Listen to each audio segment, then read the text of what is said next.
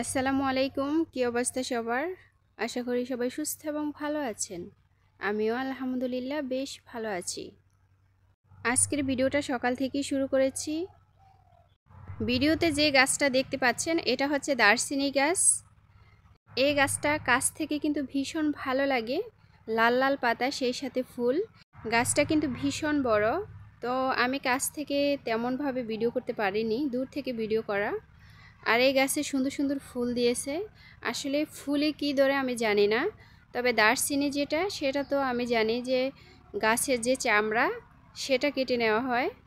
তো এই গাছে কেন ফুল দিয়েছে সেটা আমি বুঝতে পারি না। ফুল থেকে কিছু বের হয় কি না অবশ্যই আমাকে কমেন্ট করে জানাবেন, যাদের বাড়িতে দারচিনি গাছ আছে। তো এখানে নিয়েছি টাকি মাছ। আজকে টাকি মাছের চচ্চড়ি করব। টাকি মাছের চচ্চড়ি খেতে কিন্তু ভীষণ ভালো লাগে। এই মাছটা শীতকালেই বেশি পাওয়া যায়, আর এই মাছের দামটাও একটু বেশি। আমাদের এখানে এই মাছটাকে জিওল মাছ বলে।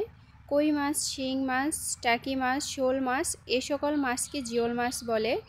তো এই মাছটা কিন্তু সকালবেলা ভাত দিয়ে খেতে ভীষণ ভালো লাগে, শীতকালে বিশেষ করে। আর আমার কাছে এই মাছের চাইতে এই মাছের ঝোলটা বেশি ভালো লাগে। ঝোলটা দিয়ে ভাত খেতেই ভীষণ মজা হয়। আর এই মাছ যখন ভর্তা তৈরি করা হয় তখন আরও বেশি ভালো লাগে চচ্চড়ি করার চাইতে। তো এই মাছ যেমন খুশি তেমনই রান্না করা যায়।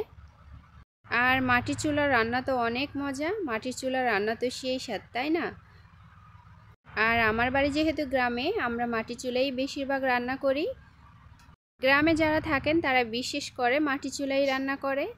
আমার ভিডিও নিয়মিত যারা দেখেন তারা জানেন যে আমি মাটির চুলা রান্না করি, আর আমার বাড়ি গ্রামে। তো নতুন ভিউয়ার্সদের জন্য বলছি, আমার বাড়ি হচ্ছে গ্রামে। আমি মাটির চুলা রান্না করি বরাবরের মতো, মাঝে মাঝে গ্যাসে রান্না করা হয়। আর এখানে 4টা ডিম ভাতের ভিতরে সিদ্ধ দিয়ে দিব, তাহলে আর আলাদা করে সিদ্ধ করতে হবে না। তো আপনাদের সাথে কথা বলতে বলতে আমার রান্নাটা কিন্তু অলরেডি হয়ে গেছে। আর আমি একটু ঝোল বেশি রেখেছি, কারণ আমি ঝোল খেতে বেশ পছন্দ করি। তো এখানে নিয়েছি মুরগির মাংস, একেবারেই দেশি মুরগির মাংস। এর আগেও একটা ভিডিওতে শেয়ার করেছিলাম যে আমি একটা রাতা জবাই করেছি। তো অর্ধেক মাংস ফ্রিজে রেখেছিলাম আর অর্ধেক ওই দিন রান্না করেছি। তো সেই অর্ধেক আজকে রান্না করব আলু দিয়ে, মাটির নিচের আলু।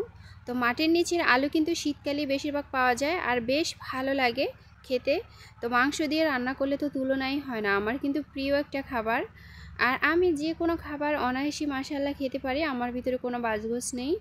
এক এক খাবারের এক এক সুঘ্রাণ আসে, এক এক রকম টেস্ট হয়, এটাই আমার কাছে ভালো লাগে। তো এখানে মশলা আগেই কষিয়ে নিয়েছি, তারপর মাংসটা দিয়ে ভালোভাবে কষিয়ে নিব। যেহেতু দেশি মুরগির মাংস একটু শক্ত, তো ঝোলটা একটু বেশি দেওয়া লাগে।